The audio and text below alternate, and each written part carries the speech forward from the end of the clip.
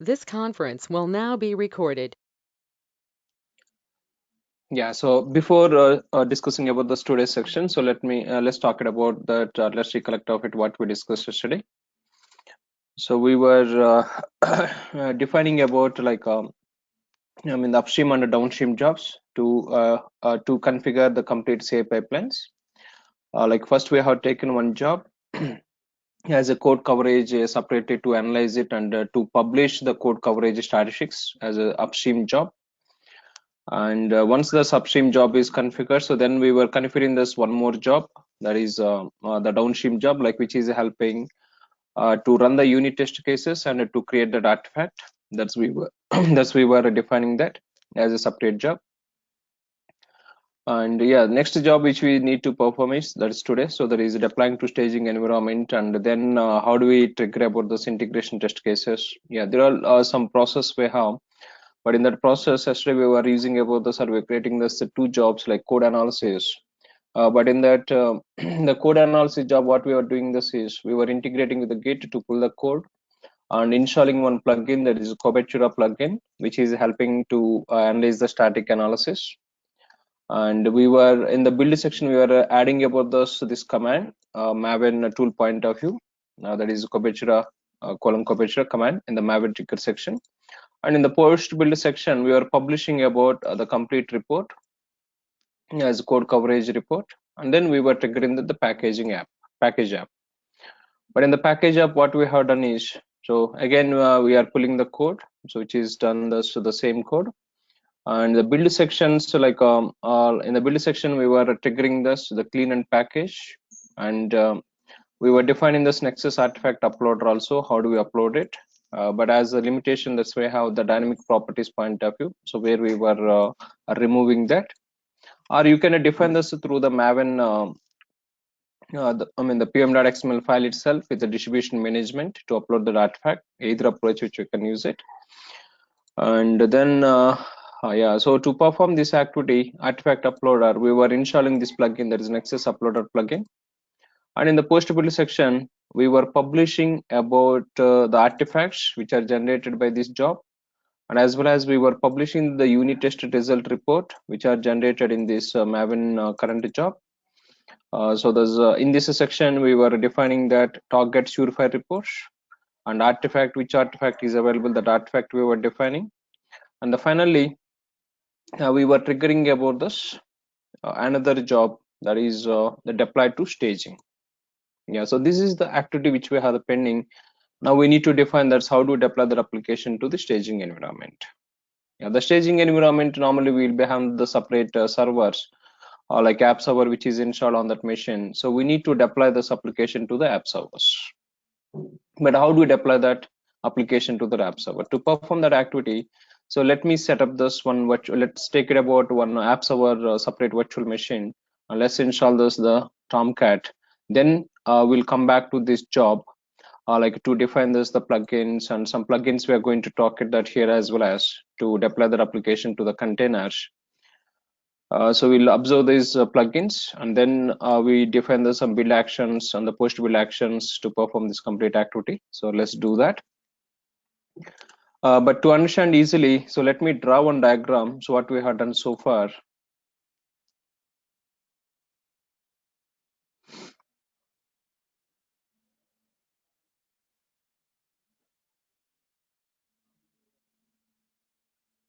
Hello, can you hear me?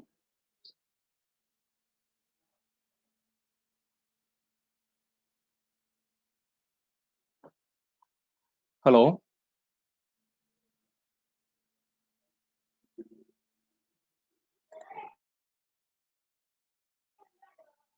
Hello.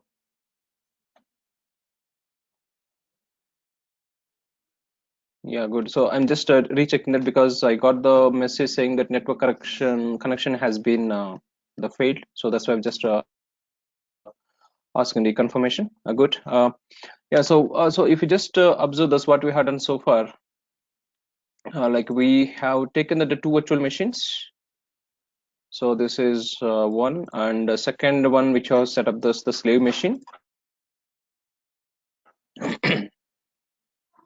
And this is the VM1, So we have some IP address, like I mean, I'm not writing the right IP addresses. So on this machine we have installed two services, like one is the Nexus, and second one is the Jenkins. Also we have installed on this machine.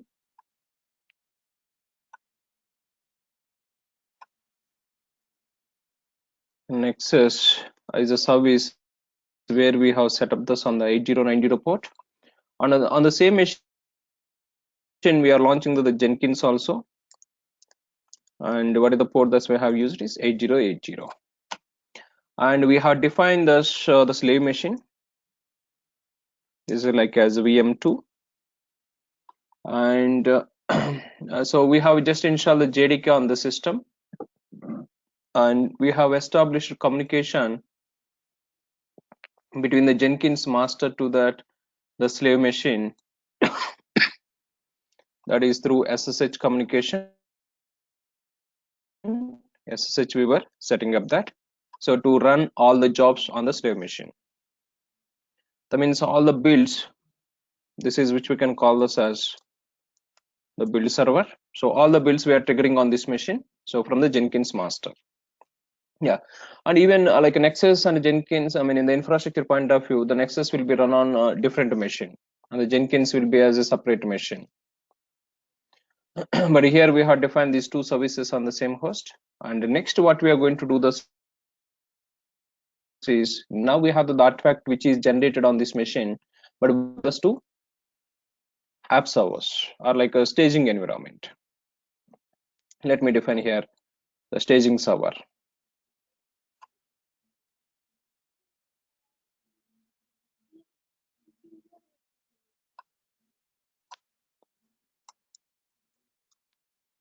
Staging environment. Let's assume that on this staging environment, so we are going to configure the Tomcat server. So what is the service or what is the app server? This one we can call this as machine point of view, app server machine. And what is the server we are using is the Tomcat, and we are going to launch it with the 8080 port. And once the artifacts are ready, now what do we do this is, these artifacts we try to deploy this to Tomcat server. But how do we deploy it is, so here we use it that, I mean, here it is not required that SSH communication, just we use it that the URL to deploy that or to host the application. We'll come back. How do we configure this setup? So that's we are going to do this now. So we have done already Nexus to the Jenkins and the build server, and we are run this the code coverage activities, the unit test case execution, and creating artifact. All the activities have been done on this machine. Now artifact is ready, but artifact is required to deploy to staging environment, and which will be having the separate server in the infrastructure. That's we are going to define this as a remote machine to host this application here. And once this is done, actually the next activities, if we are going to have this is, once this is deployed and all the test cases are successfully run it, then what we can have is like a production deployment as well as. So once the staging is environment is done and test case are executed, then what we can do this is, so I'm just giving the brief overview here, like how we are going to extend about our same process. And next we take it about but production environment, if you just observe that we are going to expect that the multiple app servers, like let me define some names over here. App server 1 and app server 2, and these two servers are belong to, let's assume, the production infrastructure.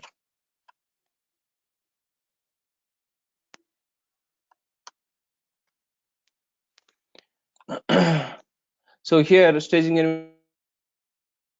environment, we have only one server, so we are trying to deploy this with the URL approach. But if you have the two or more servers, how do we deploy it? So once the Jenkins have been discussed, then we are going to talk about some Ansible concept, the configuration management tool. And once the tool is discussed, we'll come back to this approach. Like this is the Ansible. Just I'm giving the overview what we are going to define. This is the Ansible controller, And the build server, we will integrate with this Ansible controller, and we try to deploy the applications from the Ansible controller to the production environment. That means we can target that same application to multiple servers. Yeah, so this is the next job which we'll add it to that later, but for the timing, so let's go for the staging environment, setting up that one app server. Will create it first, and we'll install the JDK and the Tomcat, all the things, and the Tomcat will start about it. Then we use it about our say pipeline to deploy the application to staging environment. Yeah, so this is a overview, but here Ansible, so how to configure it and how do we use it, that, so all the points later we'll talk it. So here what is the point is, we run some playbooks, so on this Ansible controller, which is helping to distribute the same application to multiple Dockers. But how do we define these playbooks, and how do we use it Ansible controller machine, how do we set up this machine, and how do we set up this some more target servers? So we are going to talk it, that is next section, so which are coming back to that. But let me define this for the staging environment purpose, so that is separate app server and separate machines for that. Yeah, so this is agenda. So now this machine will set up that a separate machine will talk it. Let me define that machine, and we need to use it one Vagrant machine, and we need to set up this like SH configuration on that. So let me launch it one by one.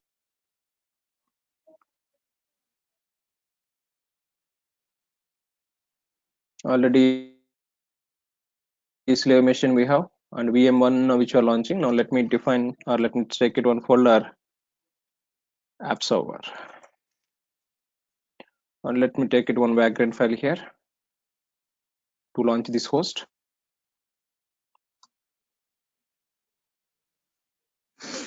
And we changes that the IP address.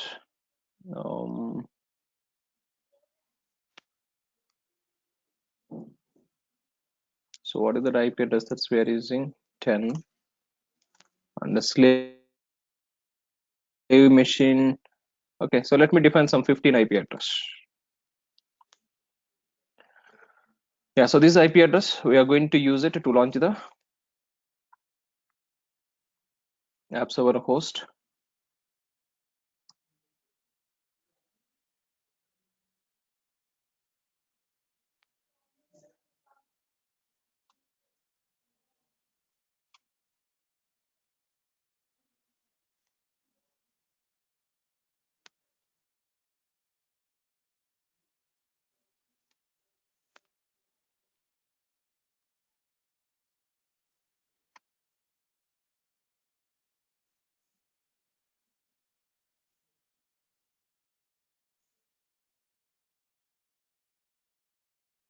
Oh, it is using Ubuntu system, so let me change the machine.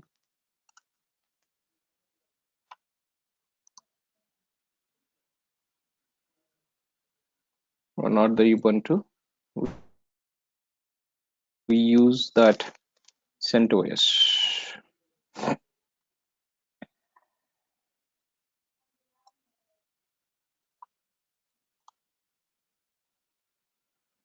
Yeah, CentOS 7.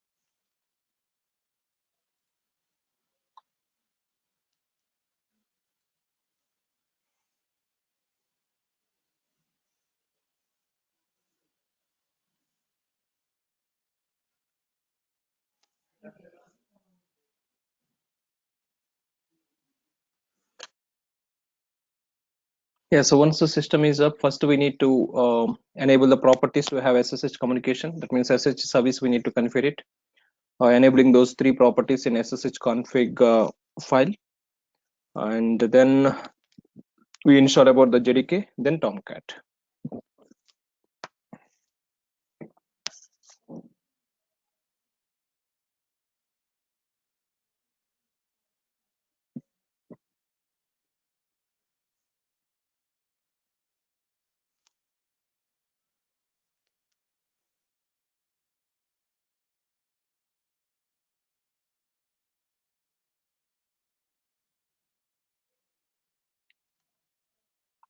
Even this Nexus server also we can distribute to another host. Normally in the infrastructure, Jenkins and build servers are different, and Nexus server is a different machine, and app servers are the different, and the production servers are the different. So that's we are trying to replicate over here. But Nexus and Jenkins we are different on the same host.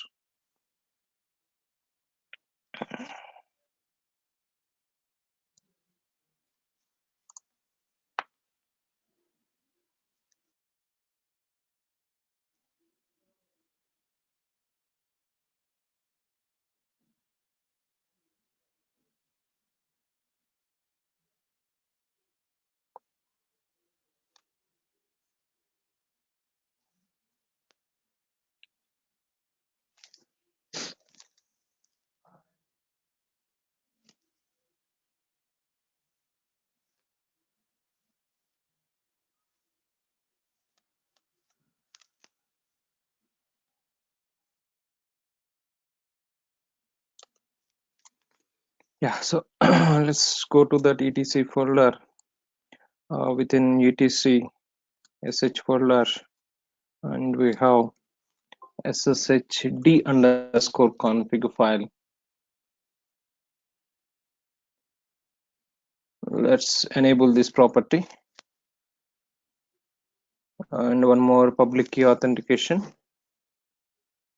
and finally password based authentication.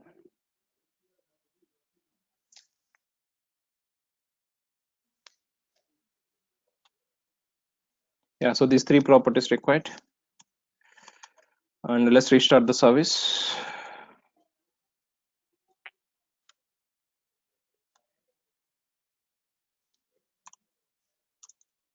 Yeah, so that's about, and let me verify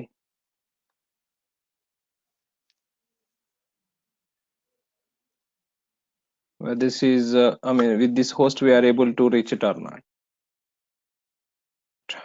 So let me check it that in one of the sh in one of the command prompt, we'll check it that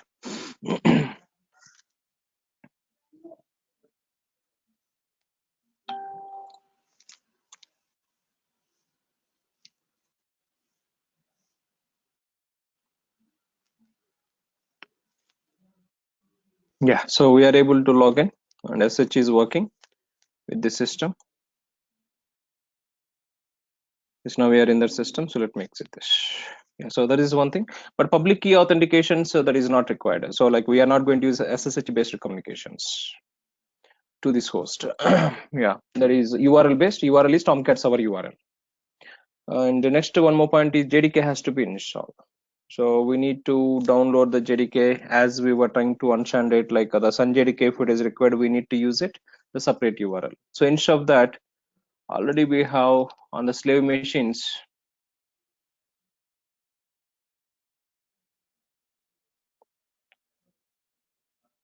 Yeah, so this is the slave machine. Let me log into this. I will copy the JDK from this host to that the app server host.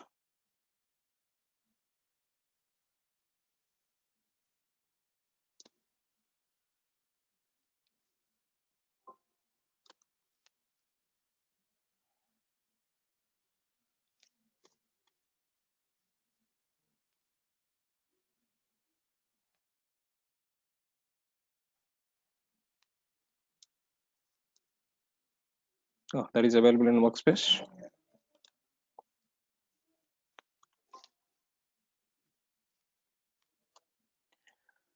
Yeah, so let me create the tarball.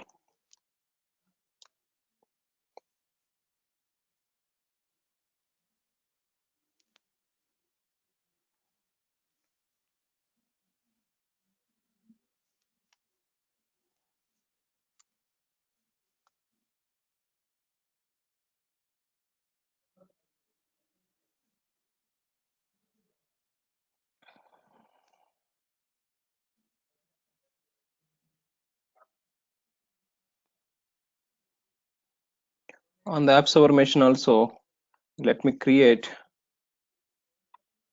one workspace directory.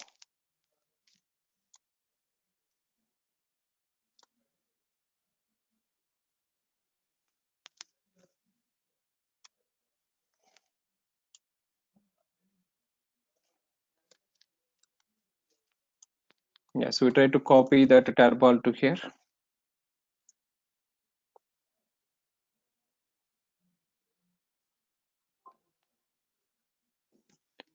And so root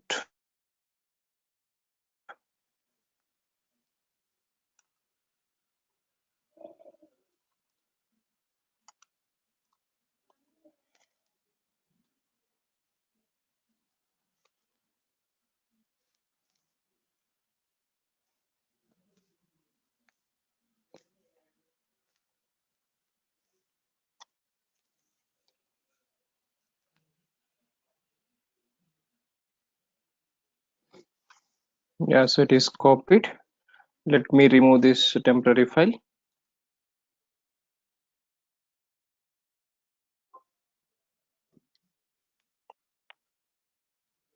Now let's check it in our workspace that file is available or not. Yes, that is available. Let's extract this.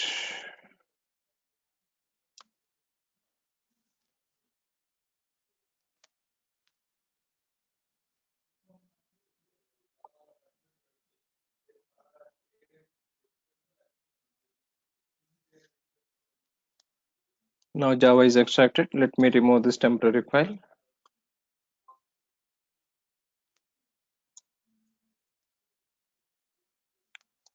Yes, all the binaries and libraries of the JDK are available on the system as well as, but we need to export the environment variables. So let me add these environment variables.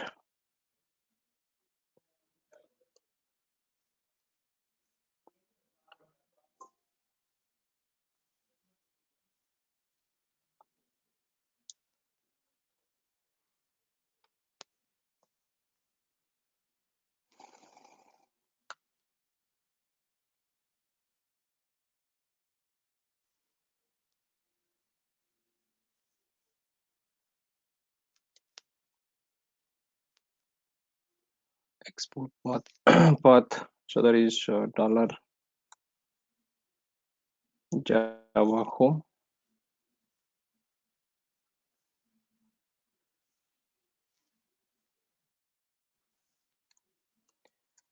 And source this.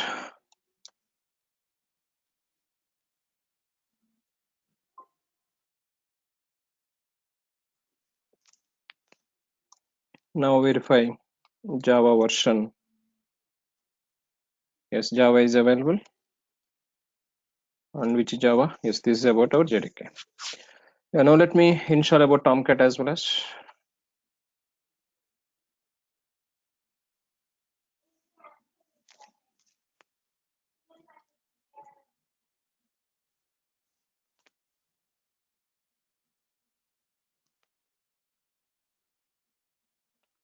Copy this link. But first to install the M package. And that is a wget.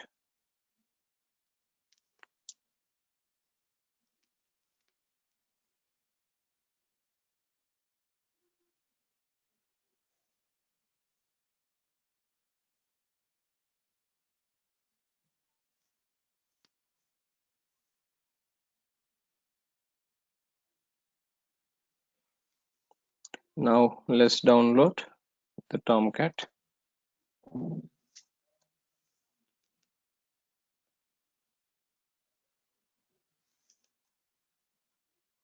Yes, we got the Tomcat file. Let me extract this.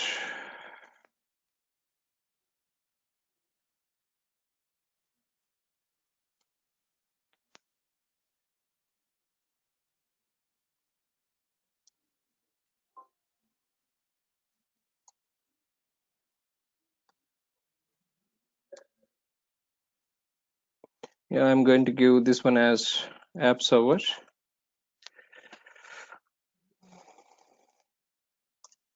Yeah, so now we got that app server and we start it and we observe this that is started successfully or not.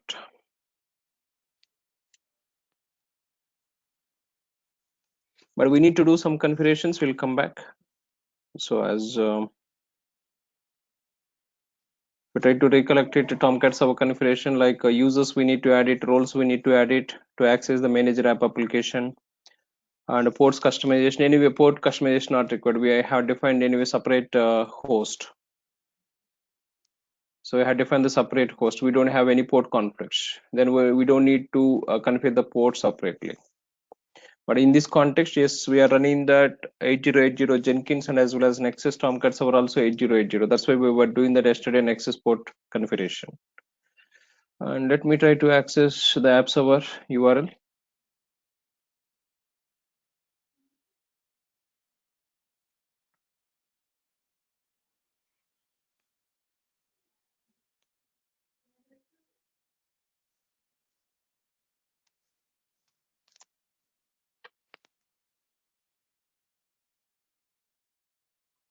Yeah, so we got it app server URL. But if I try to recollect it, manager app to access it, but by default it is not accepted. First we need to go to the context.xml and we need to disable the IP address. Then in a Tomcat users.xml file we need to add these roles. So let me do those two activities. As we know already, these are all like a Tomcat server point of view we discussed. Let's go back to conf folder and edit this Tomcat users.xml file.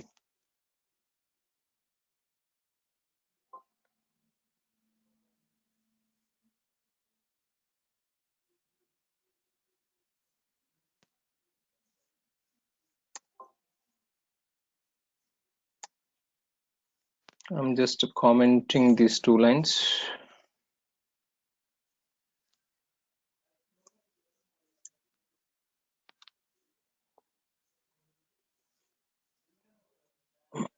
And these two lines no more required.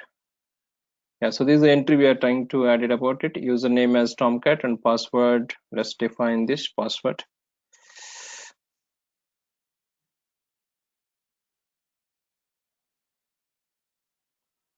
The welcome we are going to define. And the roles which should be manager GUI.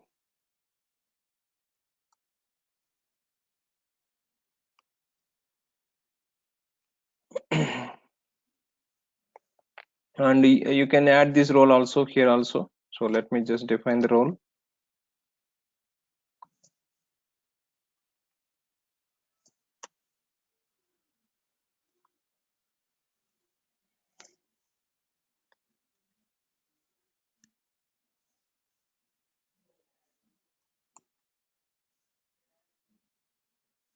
Yeah, so this is a prerequisite, or you can check it in browser also. Yeah, this is a role name as manager GUI and username, and the Tomcat username, and the roles belong to that manager GUI.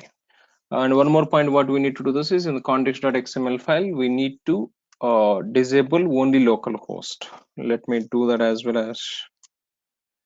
But where that file is located is that is available in web apps folder under manager application and in the meta.nf folder and context.xml. So by default it is allowing us the only local system to access this manager app, but we need to disable this. So let's do that. So adding the comment line. XML, how do we add the comment is, this is the approach.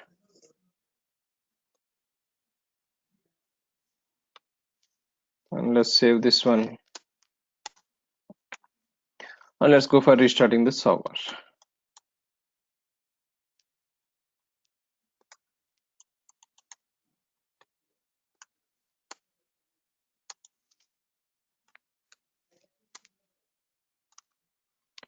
Let's verify we are able to log into this manager app application. Yes, now it is prompting for that username and password, the Tomcat, and welcome is the password. Yes, so this is a requirement, so which we have this from the Tomcat server point of view. But even here we are doing that manually, so even this also we can do that automating through configuration management tool, installing about the Tomcat. We'll come back.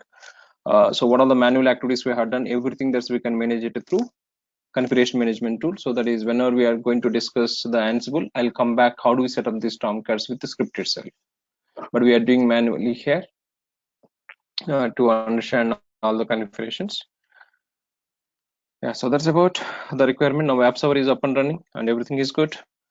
And if you go back to that, I mean, that means what we have done is we have set up this system and the Tomcat is up and running on this port 8080 and on this host like something 15 which we have this the IP address. Now let's come back to this about our Jenkins. So whatever the artifact which you have generated in our package app build, yeah, the package app build, and we have published that artifacts and we have published the unit test cases. Now we need to create a job that is deploying to staging. Let me define this, the job. And yesterday we have created package job and code analysis, these two jobs. Now let me define this new item. And this is as deployed to staging. And we are using as freestyle.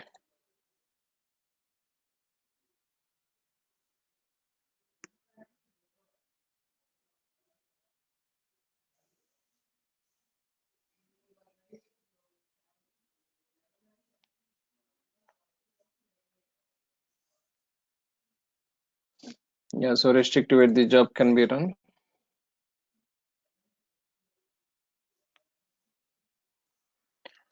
Yeah, so that's configuration. So but what are the next two steps that you are going to define? So what about our requirement is, so if we just browse it about other jobs, so if you go to that Jenkins homepage,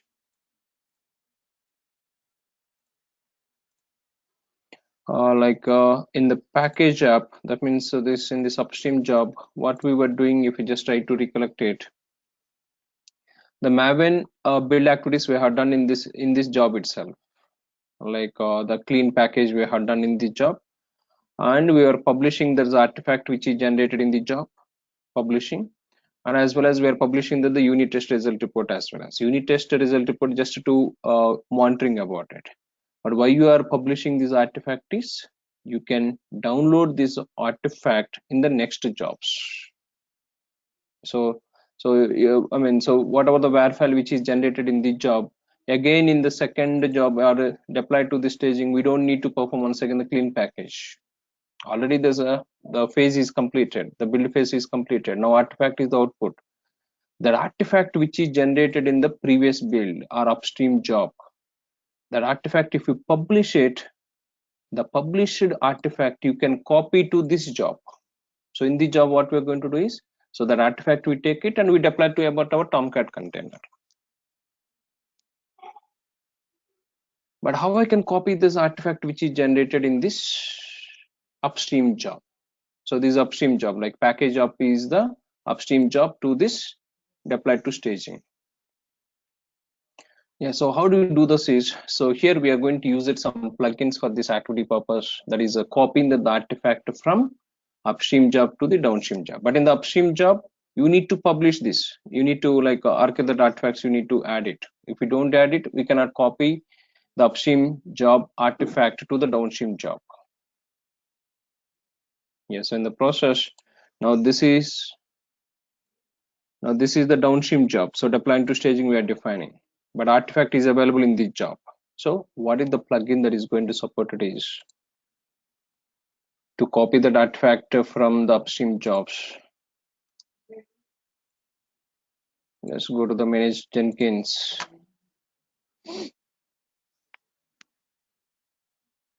And manage plugins.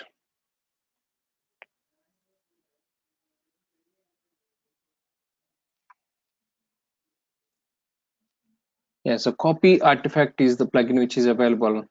It adds a build step to copy artifacts from another project. Yes, you can copy the artifact which is published in the another project.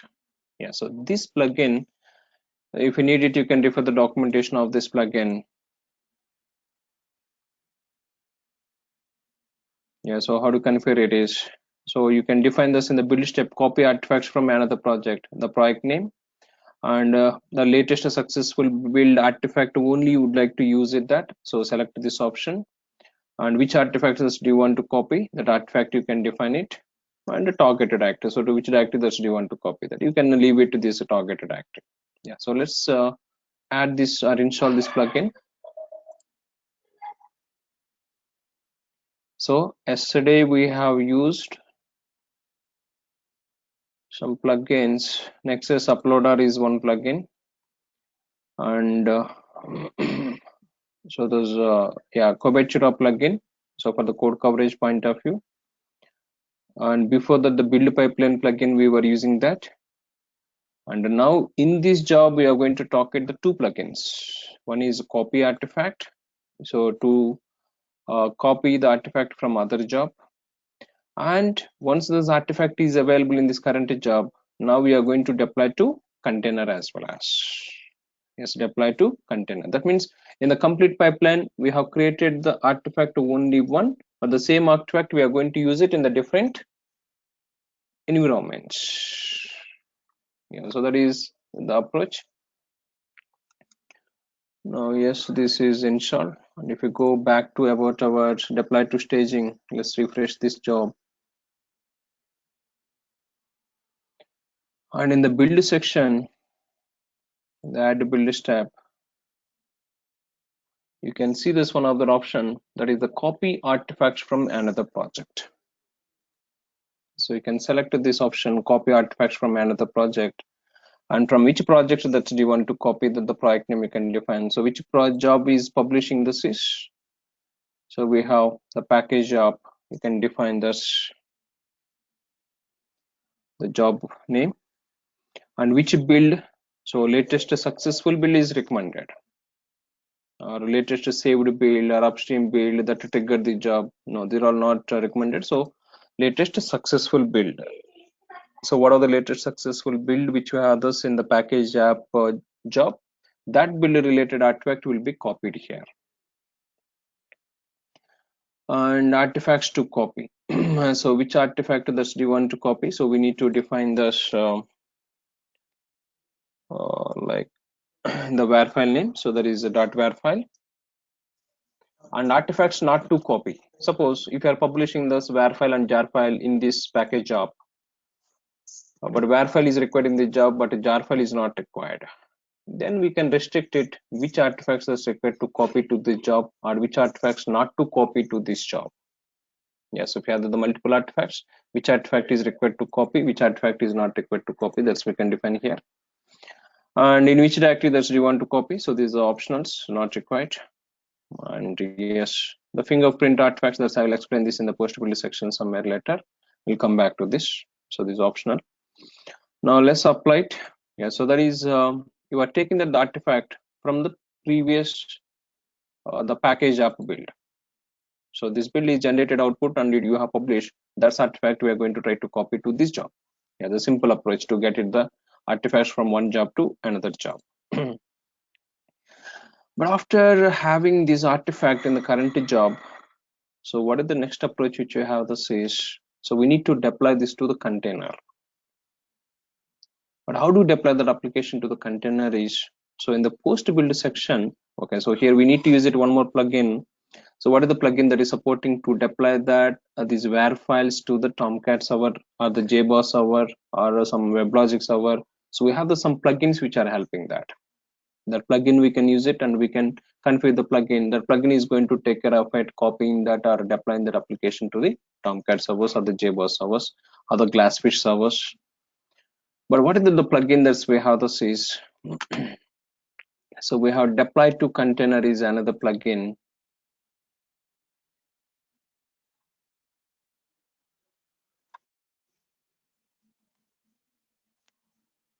Yeah, so if you like to deploy this to the web-like server, so this is the plugin. This plugin allows you to deploy an artifact, jar file, or the ER file, or the WAR file to any web-like target.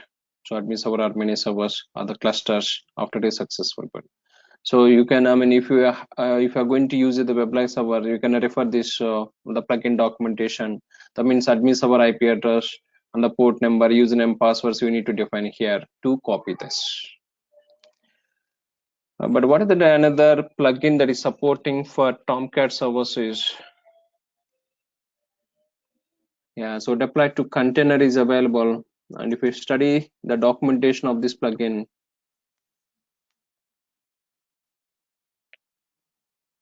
so this plugin takes a WAR file or the ER file and deploys that to a running remote application server at the end of a build. So you can use it to Tomcat, even the 8 also it supports, no issues on that. And the JBoss 3, 4, which you can use it, or the Glassfish versions you can use it, or you can refer this deploy to WebSphere plugins or the web-like deploy plugins. So if you are going to deploy this to remote WebSphere servers or the web-like servers. So these plugins are helping about it. Let me install this plugin deploy to container.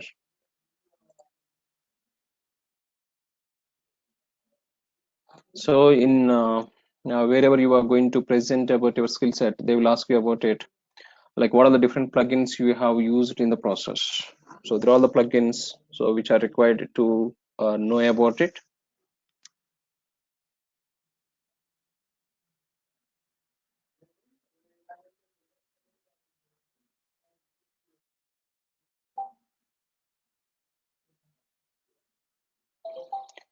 Yes, once the plugin is installed, let's come back to this job. But let me apply these previous changes. So I have saved it. Let me refresh this now. But where do you have this option is deploying to container is you don't see here the deploying to the Tomcat server in the build section, but in the post build section you can find it. So if you go to the post build section, and here you can see this one of the option deploy where or here to a container. So this option you can select it or you can add it. But now where file we are getting from upstream job, and we are define this in the build section. There's copy artifacts from another project which is published in the above project, and now we are trying to deploy this artifact to the Tomcat server. But what is the file? So that is a file you can define it. So the file, so the asterisk dot where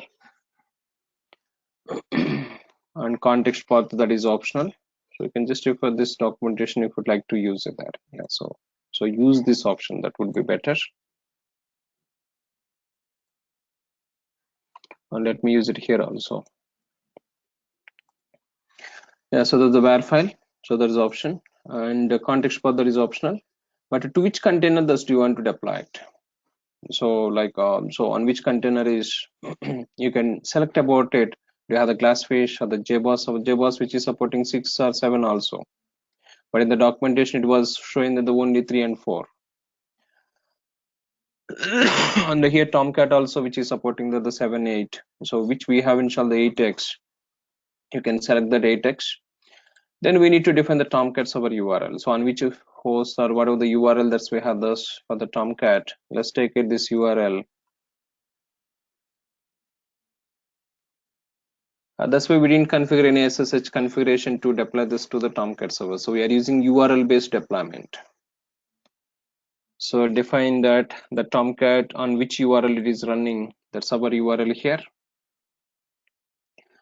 But to connect it to this, so which we need to add this the credentials. So there's already we have defined in Tomcat users.xml file the username and passwords. So let's add that username and password here. Like Tomcat is the username, and the password welcome we have defined in Tomcat users.xml, and just description. This is a Tomcat server. or app server credentials. Let me define that approach. And now you can select it, the app server credentials here. Yeah, so this now we have defined this IP address on this port, and with this username and passwords, we are trying to connect it to this container. Or you can deploy this to multiple servers also. If you have the two or more, so you can add it to multiple servers also within different systems. But multiple targets. So instead of using this, I'll come back to that. How do we use it? Configuration management tool to distribute the same application to multiple servers. That's I'll come back later. Yes. So that's about the concept. Now let's apply it. But it is going to get failure. But let's observe that. What are the exceptions that we're going to have that? So. And yes, now we have defined this job, but this job deployed to stage is required to trigger from package app. So from this job, we need to trigger it. So let's go for this defining build other projects. We're just defining the upstream and downstream job. So prior to build, which project is deployed to staging.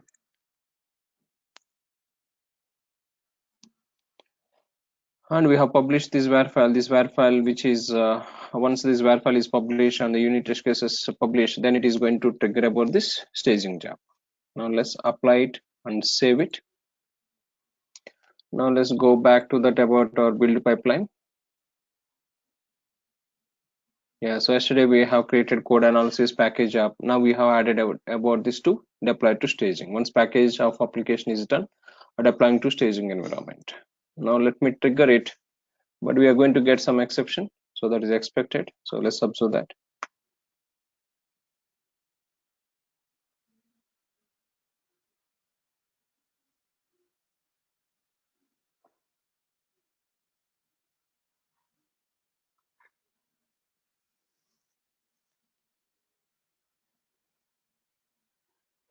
So code analysis it is doing, and it is trying to publish the code analysis in that job.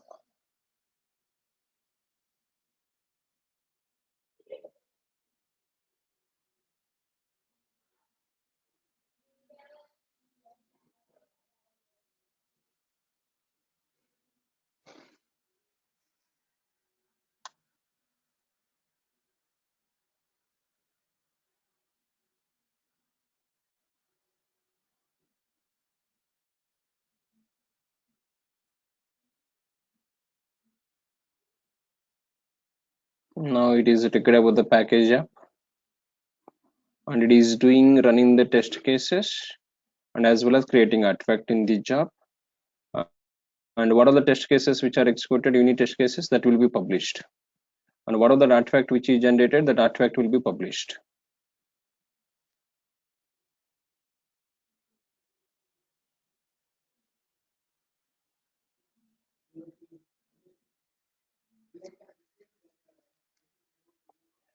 And then it is going to trigger deploying to staging, but we are expecting the failure here. Why it is the failure is, so we have the dependency on one more role to configure within the Tomcat server. Yeah, so now if you just observe this, the console output is of the job. Yeah, so deploying workspace.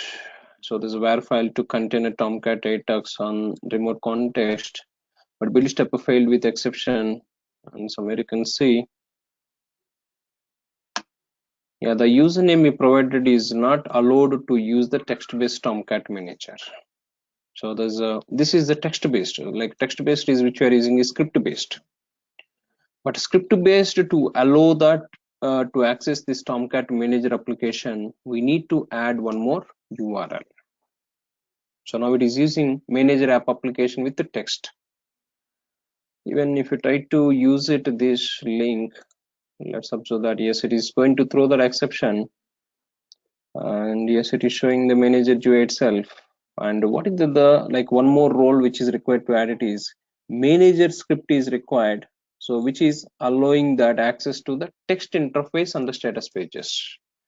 So we were adding the manager GUI to accept whether the GUI based like application statuses to review it. But what is the one more role that is required to define it is manager script. So let me add that the user account now in the Tomcat server. So we need to configure so the role in the Tomcat users.xml file.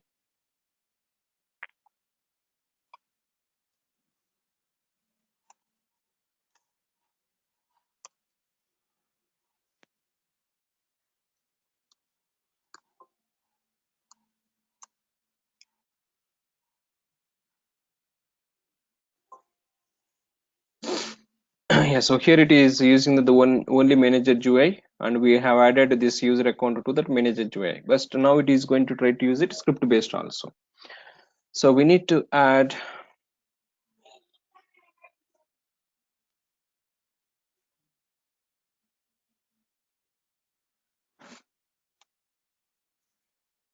okay, let me define this in order.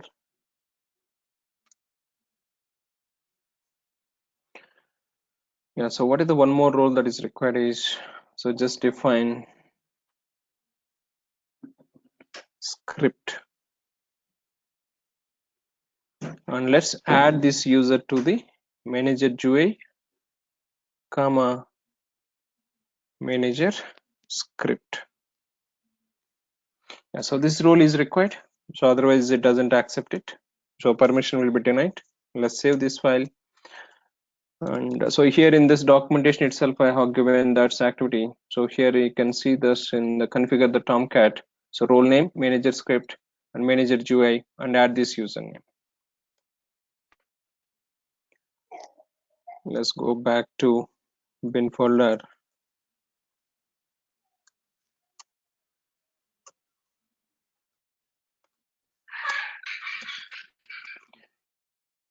Let's rerun the job now, and we'll observe this whether it is going to accept it or not. Now I can trigger this only the job, or I can start it once again from starting the build. That's about our choice. Let me retry it this job.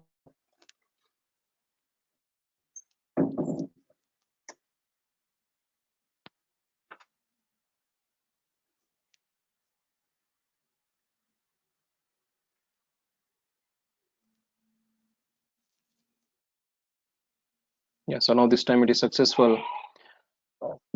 Now if you go to that manager app list, and if you just refresh here, and you can see so this application which is deployed, and you can access this application. Now we got, so this is a message, I mean this is a content which we have. So where this content is available is if you go back to that about our project, and in src folder main in the web app you can see this one JSP file. This is index.jsp, and here it was added the content hello world about Ryzen. So some content it is added, the same content it is deployed over here. So it has been taken the code from here, the repository, and it is performed that the code coverage, the test cases execution, and then creating artifact, and artifact deploying this to the server. Yeah, so this is a pipeline, so which we have, and now what do we do this is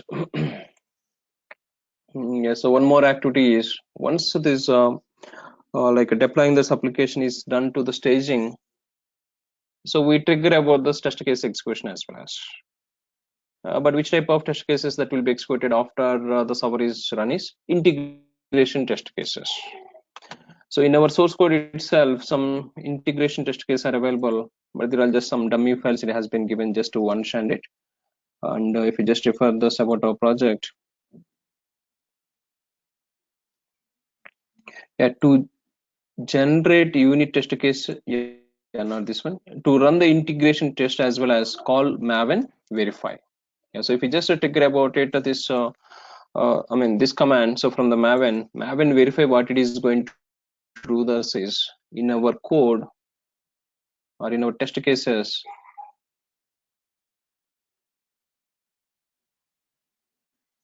yeah, so here we have this hello with the test which are having that IT as well as there is integration test cases. So this test case which will be executed, and whatever it has been implemented, what it is implemented, that is the testing team, they are going to take care about it. But we need to trigger that if you have those any integration test cases in our the repository, we need to define invoking those integration test cases as well as. So as per this project point of view, so what is the command, or what is the command that we can define this in the job is, that is which we can define maven verify. So let me add it one more job, so as a like another job to perform the integration test cases in the process.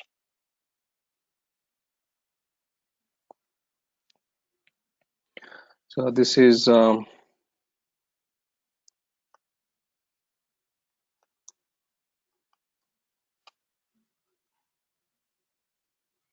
integration testing.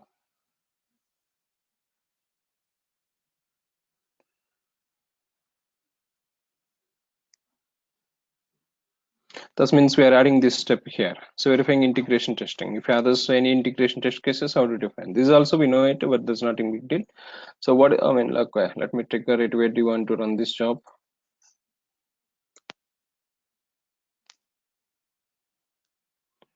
And in the build section, so let me define invoke top level maven talk cache, and let's select about which maven and which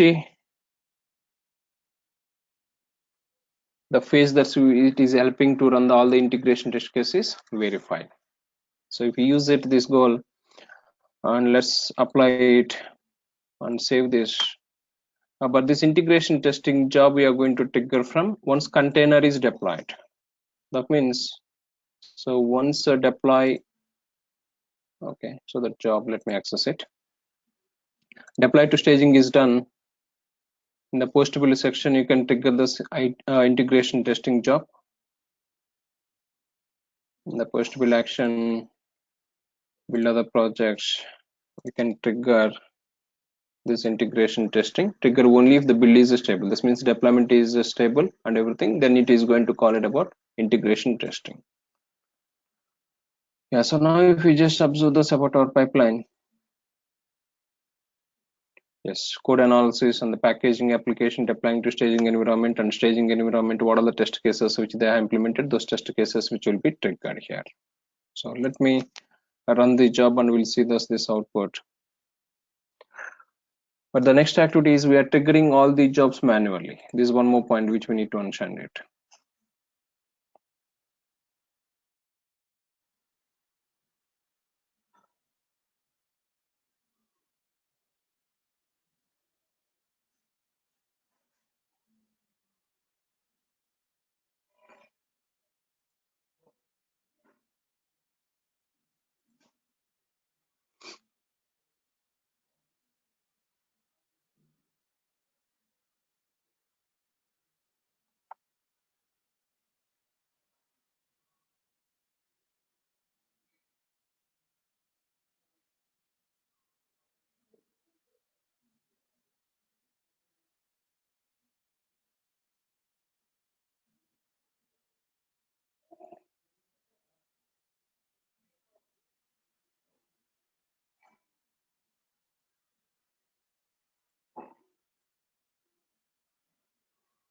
But whenever we are deploying, we didn't change this any code, the same code which is trying to deploy it.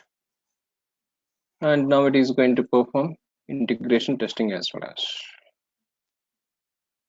And next, what do we add it is once Ansible is discussed, then we'll come back adding about this section as well as. That means continuous integration will make it as a continuous delivery.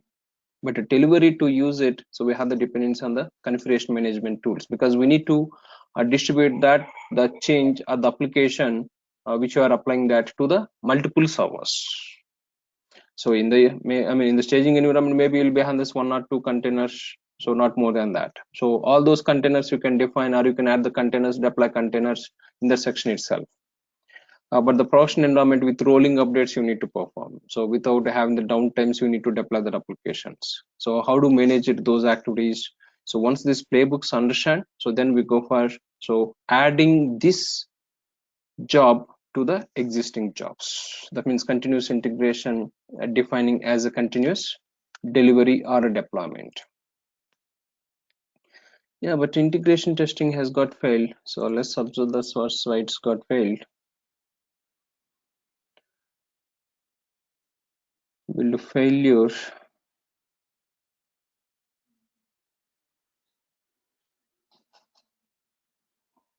Yeah, so I mean, so we didn't define the integration test case location. So that's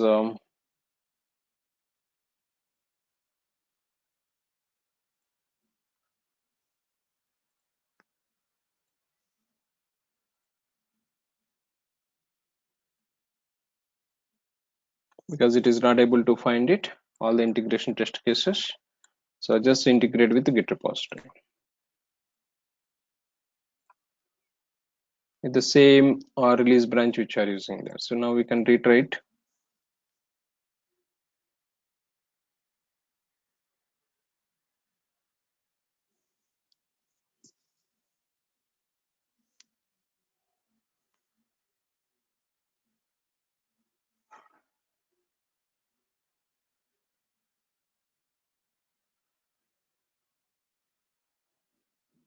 Suppose here we are calling about that Maven related integration test case itself. But if you have this any Selenium scripts or kind of stuff, then you can install that plugin, Selenium plugin, where the Selenium server is running. The Selenium server properties you can configure it, and you can call those the scripts.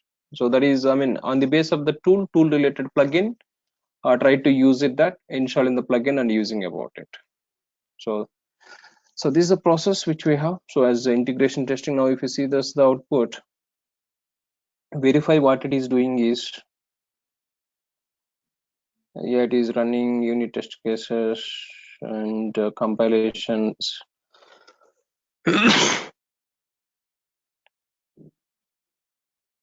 And yes, this is the phase which is performing that integration test cases. And what are the test cases which are available? But what is the test case that is available is hello with the tests which is having IT. So this test case which is trying to export it, but in this test program, now we have the two test cases, but no errors, no failures.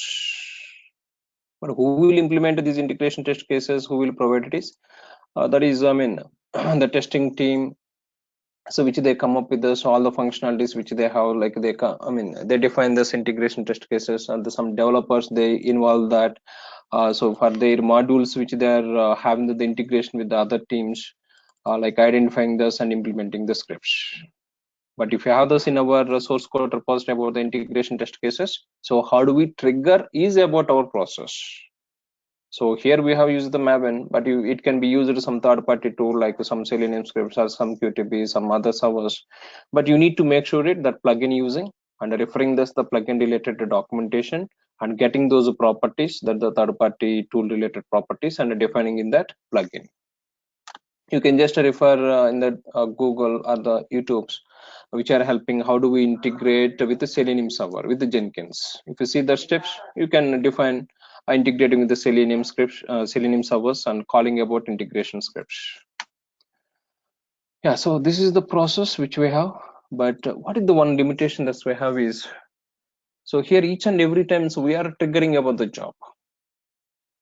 So whenever we are triggering here, so which is doing that the one by one process. But what about our expectation is, like if the developer commits the code to here, or if he has done some changes and he has uploaded this or updated some code to the GitHub repository, so it has to trigger about this job. That means this pipeline, whatever we had defined, it has to trigger by the code is updated. If the code is updated, then we need to trigger it. Or another approach which we'll be having is, we'll be having on the base of the time schedulers. So suppose every day midnight to 12 o'clock, the job has to be triggered. So now so far we are doing this manually triggering about this job. But what are the other options, or how you can automate it about this triggering about the job is, one approach which you have is a scheduler based, and the second approach is, if the code repository is updated, then immediately we need to trigger the job. So if you have this kind of requirement, then how do you do this is, okay, let's talk about it. So what is the upstream job here? So in this process, upstream job has to be triggered. So this is a code analysis job. So let's go to this job.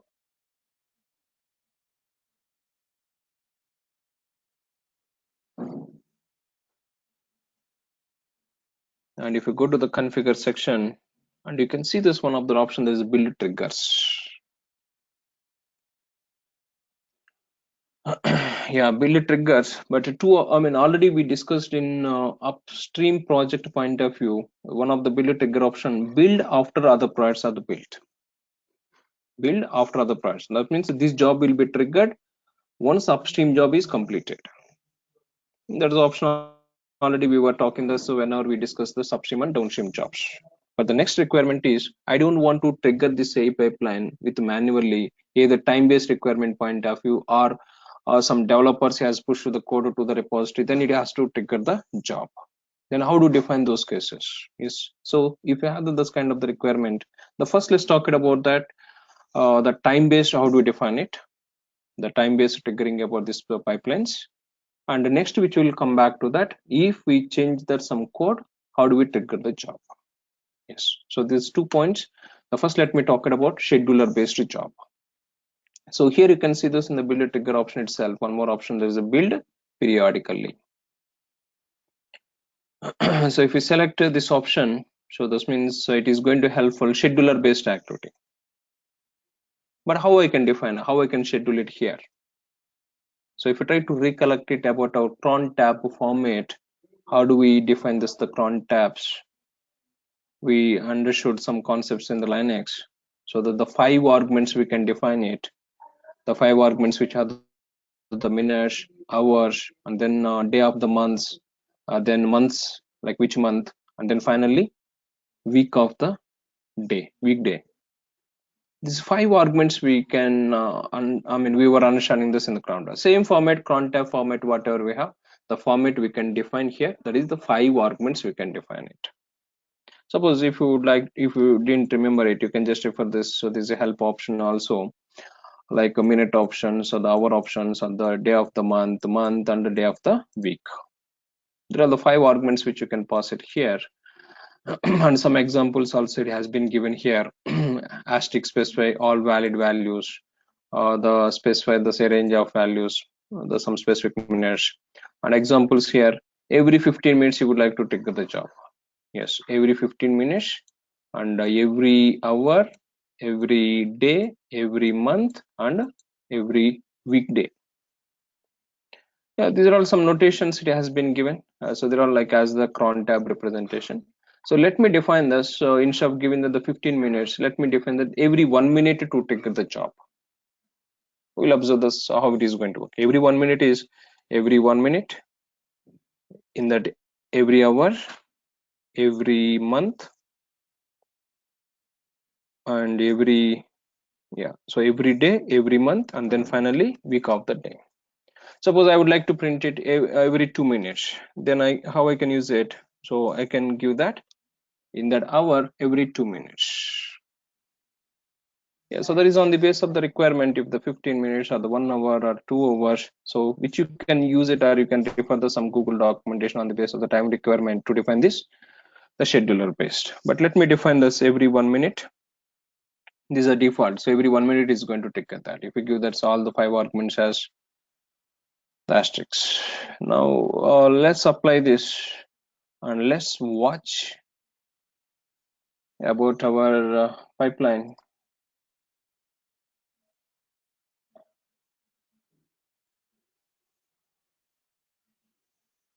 So the every 1 minute it is going to try to trigger it.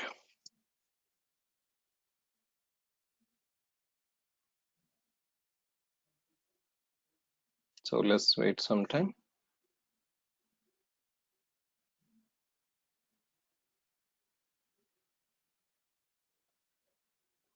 So if you like to define any job with the scheduler based, so this is the approach. What is the option that we have is in the build section is the build trigger option is the scheduler based.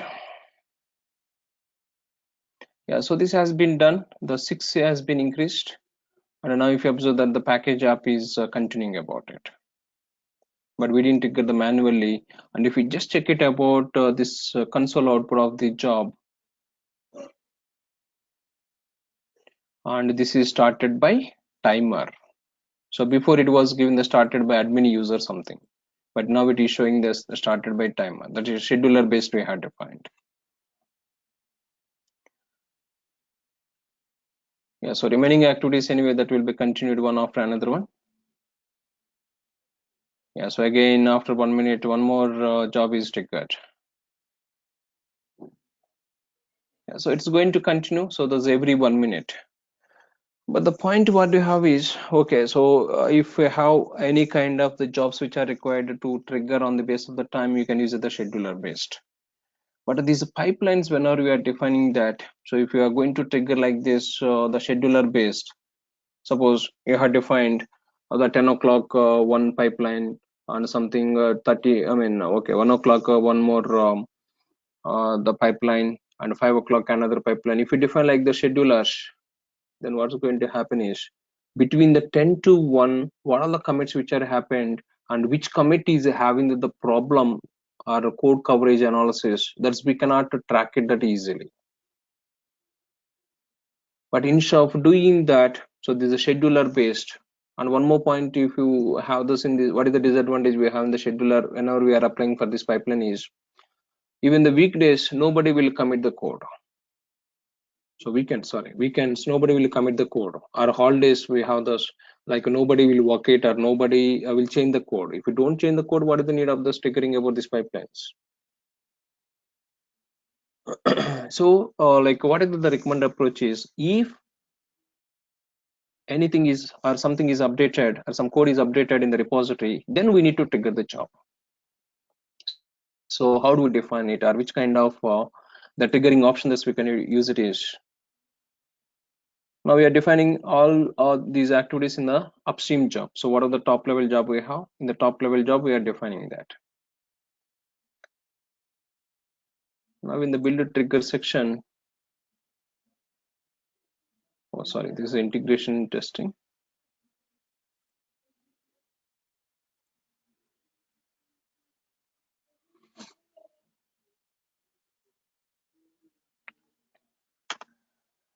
Yeah, so what is saying, do you really mean every minute when you say asterisk? Perhaps you mean so some topol once per hour, some, I mean, some notations you can use it, but this is not recommended for the pipelines. If you have this any some scripts is required to call it or some activities, you can use it the cron tab, or you can use it about our Jenkins the build periodically. But instead of using this approach, so what is the recommended approach? One more which we have is pool based SCM. And if you enable this pool based SCM, this is also scheduler. So, but it is going to keep on monitoring with source code repository and the last build and the current build. If it is having any other changes, and if it is identify the changes, then it is going to try to pull it and try to start the or trigger in the job. So pool based SCM is also like a scheduler based, but if it is not identified any change, whenever it is going to trigger it, it is going to verify this with repository. And if the repository contains any latest change, then it is going to try to pull the code and start the pipeline. And if it doesn't identify any change to the last build and the current the time interval point of view, then it doesn't trigger it. So that is the advantage. Let me show that, then you can understand that. So if you use the pool based SCM, so here also scheduler, let me define that every 1 minute to check it and identify the changes, and if you have the changes, then trigger it. This is the meaning over here. Now let's apply it and save it. And whenever you save it, so here you can see this one more log file here. The polling, poll based SCM, whenever you selected the triggering option, it generated one log file.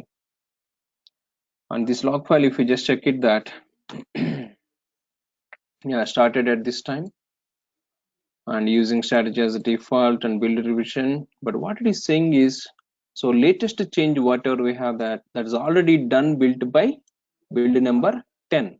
The build number 10 was pull the latest code, it is already done in this build number. And in the latest, it doesn't find the changes. Suppose if you keep on refresh that, so it is going to check it that every 1 minute, and if there are no changes, then it doesn't trigger it. So 357 now it is done. Now 358 it is going to verify that. Let's observe this. But this is the server time.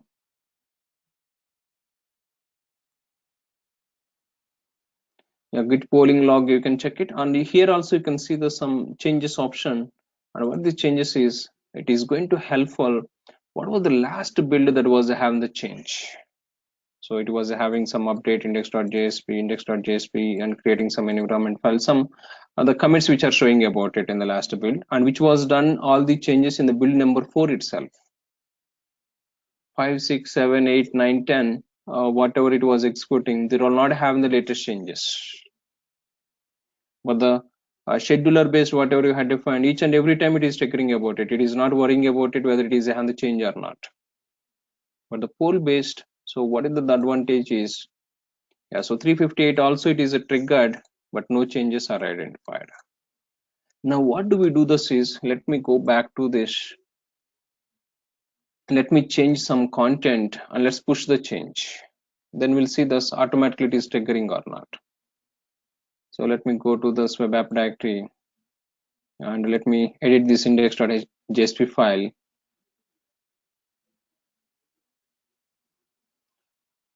And we'll add it some content here.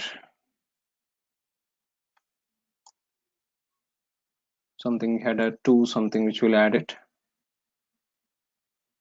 Because in the previous version, so what was the content we have? So here if you just refresh, yeah, this was the content which was deployed. Now we are, there's some developer, he's doing some changes in the coding level. Let's assume that. And now we are adding about it some options about rise and shine, something DevOps training. Yeah, so we have added one more line, and now let me save it.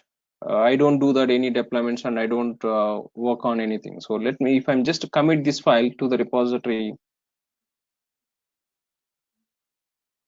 yes, that means the developer has done some change and he has committed the code to this repository. So this is the latest update which we have.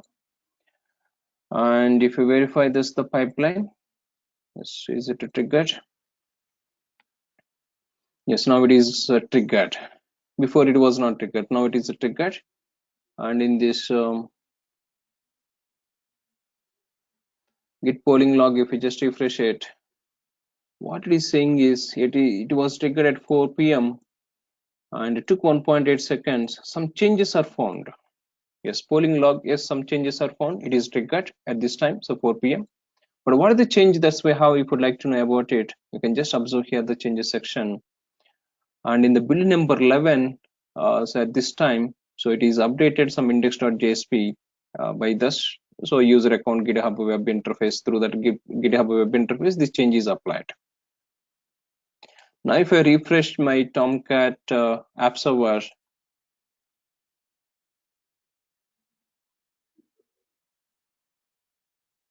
so still that is not done, the process. Yeah, so that is packaged app is done. So next it is going to do the deploying to staging. Yes, now it is done. Now let me refresh here. So what we are expecting is, yes, so there's whatever the change we had done, and I have done some change in my repository, and I have updated the code here, and automatically the build is triggered, and the pipeline code coverages verification and the unit test cases verification and creating artifact and artifact deploying to this my staging environment and running about the staging related all the test cases. Everything is done in the single commit.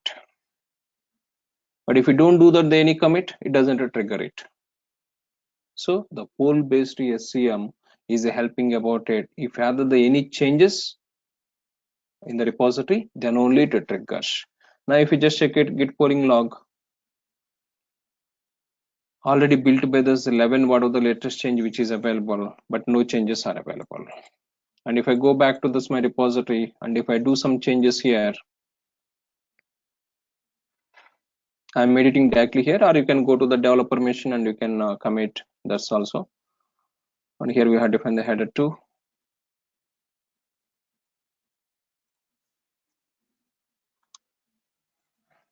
And some AWS training. So now if I add it and if I commit here, so automatically this change is available in my staging environment with code coverage. Code coverage is that is required to configure it. So the developers, they come up with that, and they give that the instructions. So what is the code coverage, code all the points. So that is on the basis of the tool which we have. If the tool is satisfied, it accepts to the next stage. And it is going to verify the compilation. If the compilation is got failed, it stops the build itself.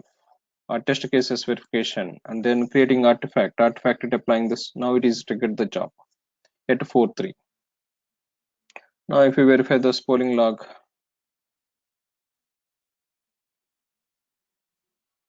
now we got this one change. The changes are found, but which changes to identify is? So you need to go to the changes section. Yes, this is the latest change which is available from the repository.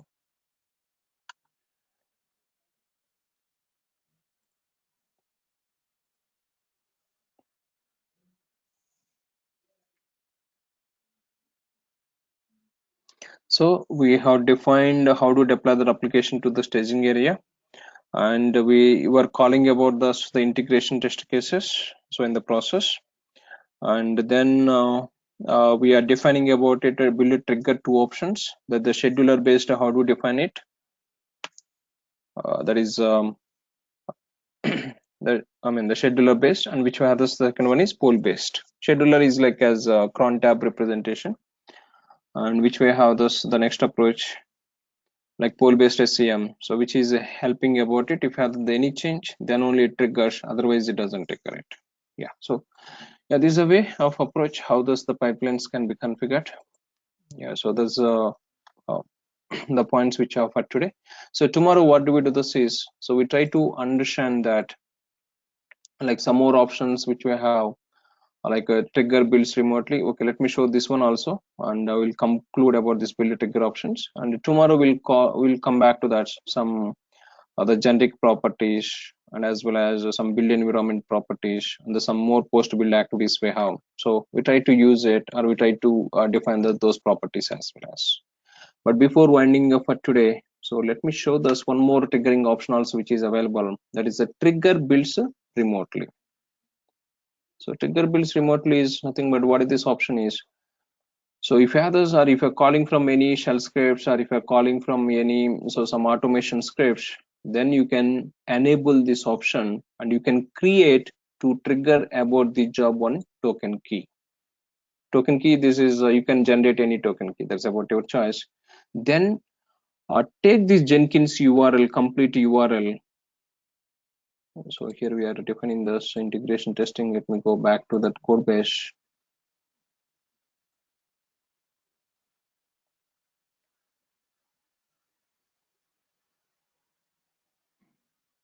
Suppose you need to call this pipeline through some automation scripts. So there's then what you can do this is, like you can enable this option, will trigger builds remotely through the scripts. Then you can generate some token, some XYZ token, you can create it.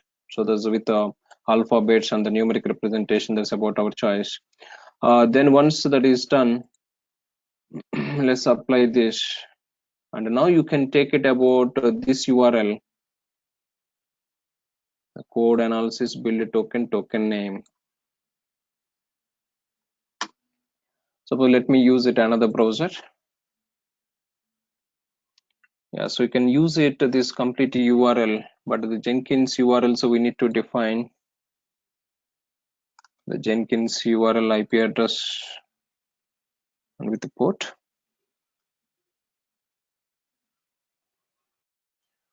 And then what are the token we have configured? This token we need to pass it here.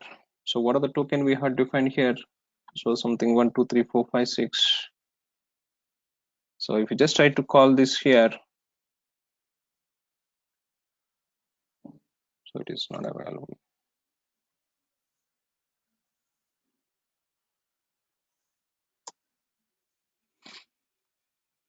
Okay, let me apply this changes and save this.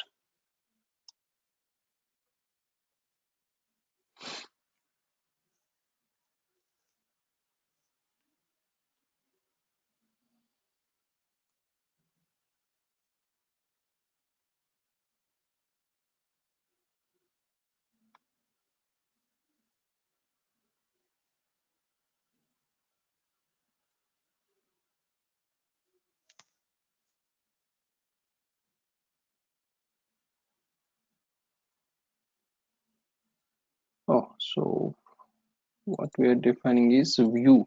No, this is not the view.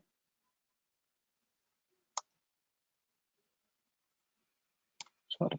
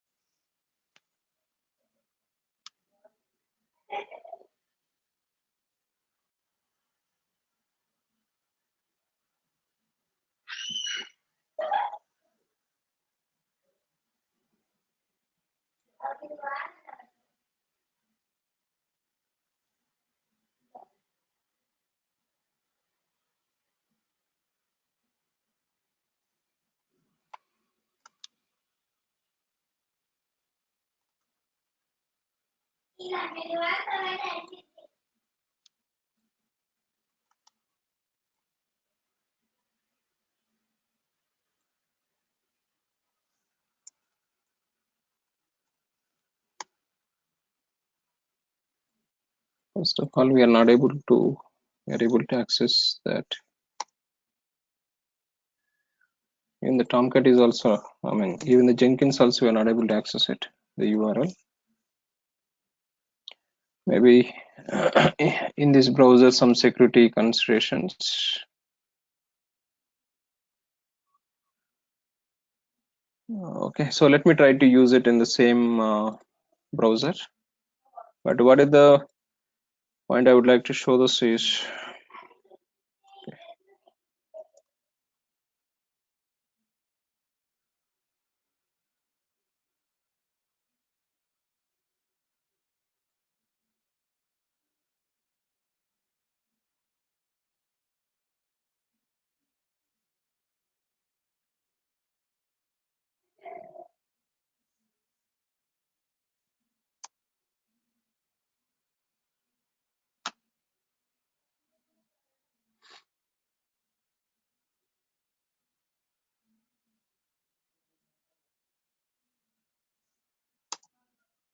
yeah, so if you try to trigger it now, you can just verify that in the CI pipeline.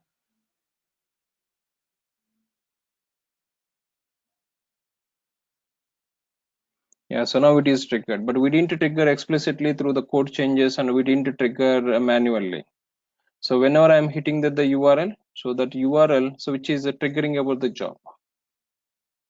So if you take it this URL and if you define in one shell script and if you try to run this shell script, then automatically, so the job will be triggered. This pipeline will be triggered.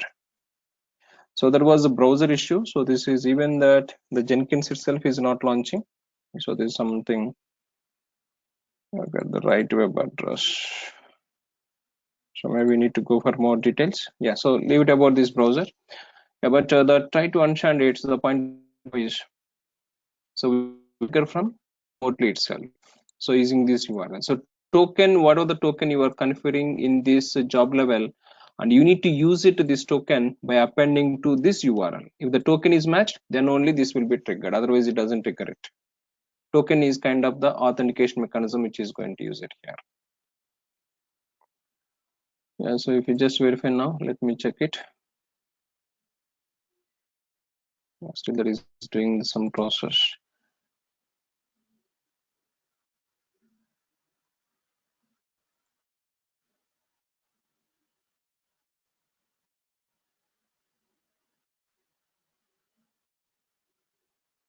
Yeah. So 4.3, this was maybe which was a triggered the source code management tool. That means, I mean, that is pool-based SCM. But remaining these two jobs, I was hitting 2 or 3 times. It is keep on triggering about it, the jobs. How many hits are happened? Those number of times it is going to trigger that. Now, if we just let's go back to about our pipeline. Let me.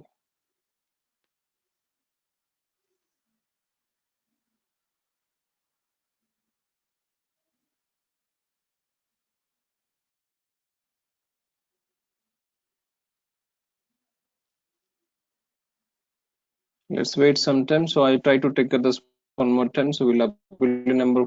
And if we try to trigger this URL once again, then it is going to trigger the job. Let's wait.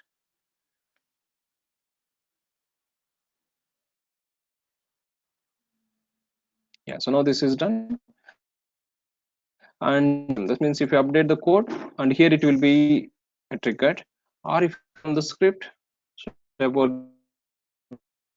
suppose let me trigger once again, and if you go back to here about our say pipeline, if you refresh here, now it is triggered. But if you just verify that the console output and started by the remote host, from this host the request has been received.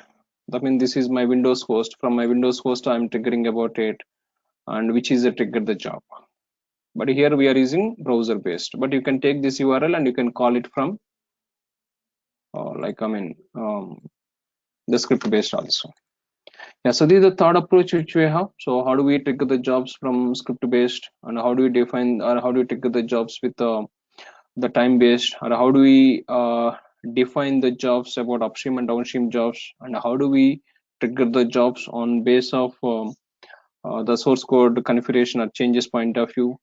Yeah, so there are the different trigger options which are available, and on the base of the requirement, or at the same time you can enable multiple also. The checkbox it has been given, build periodically you can trigger it, or build a poll based SM also you can trigger it. But which one is going to call it first? So on the base of that will be update the job. Yeah, there are the build trigger options, and tomorrow we start about it some more points like general some properties we try to understand it, and as well as some postable activities we had it like some more, but we'll come back. Fingerprint is one more important options which is going to helpful in the projects. So how do we use it? That's feature fingerprints. So we'll come back.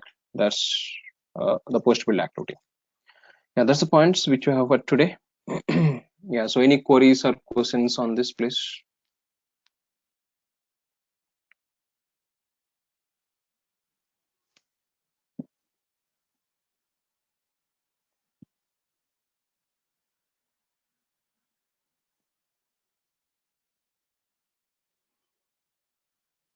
Yeah, so given these steps, so whatever I discussed, all these steps are available.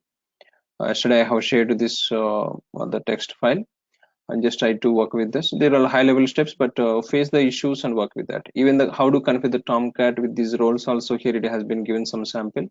But how to start it, stop it, already we had it, but just add it about one more role to use it, copy, deploy to container, that's plugin to use it.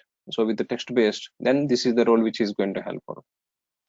And the remaining these steps, like just follow this one by one. Yeah, so that's points for today. So we'll end up for today, and tomorrow we'll come back to understand some more points build section. Yeah, thank you.